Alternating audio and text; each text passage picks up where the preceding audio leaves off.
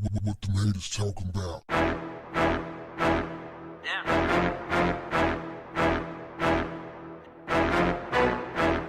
What's up, family?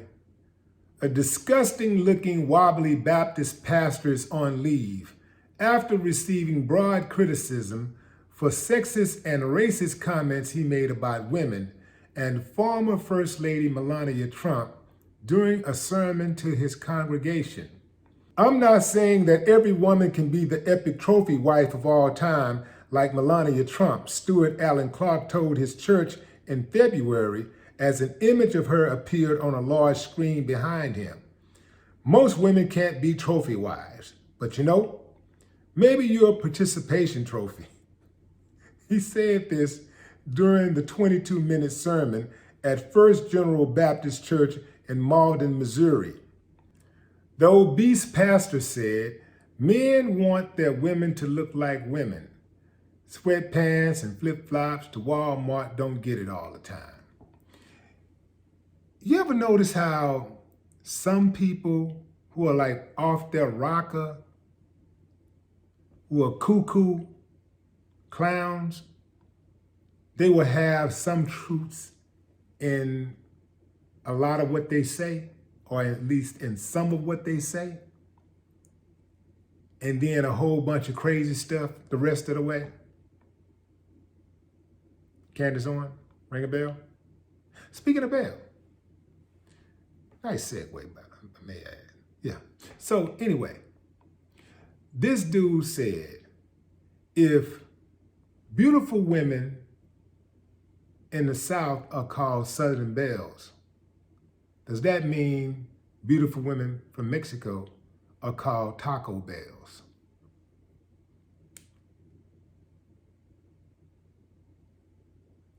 This dude is something else, man. He's a piece of work.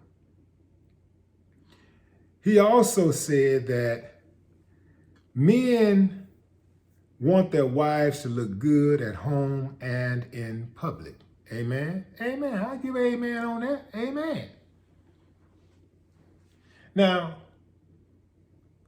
the trip part again about this is that dude comes off as condescending, and he put all of the work on women, as if his woman is perfectly okay with him not making an effort to be in shape, with him letting himself go. Because that happens a lot. I seen a buddy of mine I hadn't seen in years at the store, and his stomach was all big. And I said, what you do, man? Get married? I looked at his stomach. I actually, touched him in the stomach, like patted him in the stomach. I said, man, what you doing? You get married or something? And his face just kind of dropped. And, he was offended that, that I said that. It wasn't that I said he getting married, but that I touched his stomach and stuff. He got offended. And I guess I won't do that again. I thought we was cool like that, and we were cool, but, used to be able to joke like that, but I never joked like that, quite like that, right? But yeah, he was offended. Because I seen a lot of dudes, man, when they get that big stomach, they married. So a lot of times dudes let themselves go too. What they don't understand is that I do believe that a lot of times, first of all, what he said about women letting themselves go after they get the guy, get married or whatever, there's some truth to that. Everybody know that. Women know that. There's some truth to that. But there's also some truth to it about men letting themselves go. And I do believe that men take for granted that because oftentimes a man can still land a nice looking woman, even if he's out of shape, that he don't really have to pay attention to his figure. Wrong, fam, wrong. Let me tell you how cold this game is. True, a woman can love a man who has some extra weight on them, right? But it's also true that that same woman can desire a man who's fit. And it is true that that same woman can at some point get tired of laying up with a sloppy, out of shape man. When that dude that's fit come on to her. Now, how far she go with him, who knows? But she will be attracted to him. And oftentimes, I do believe more often than not, she give him a little something.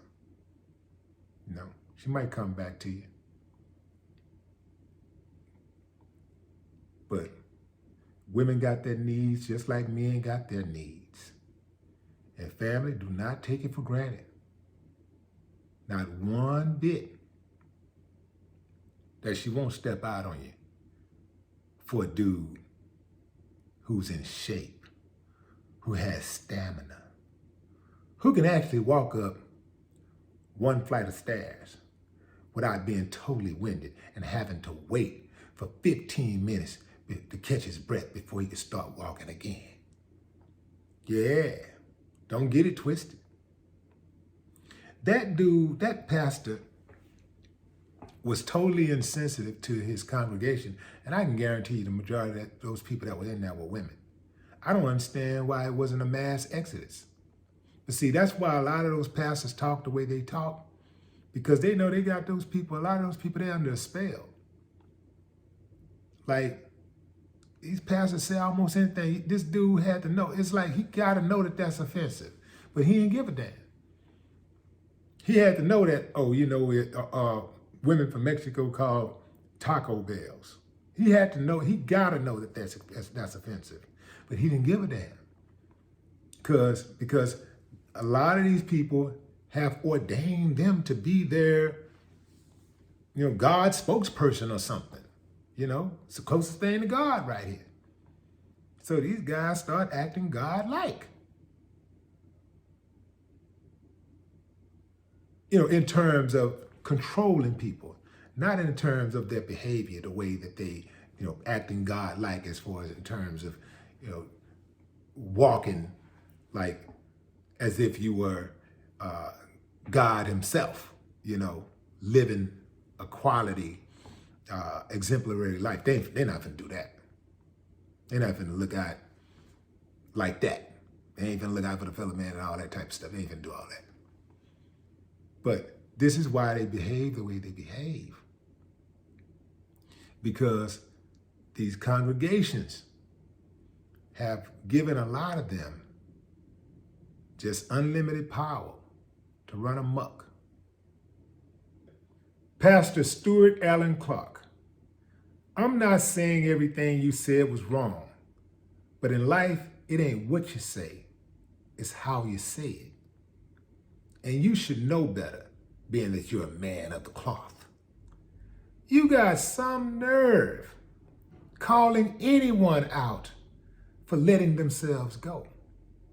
You got some nerve trying to be critical of anyone's appearance.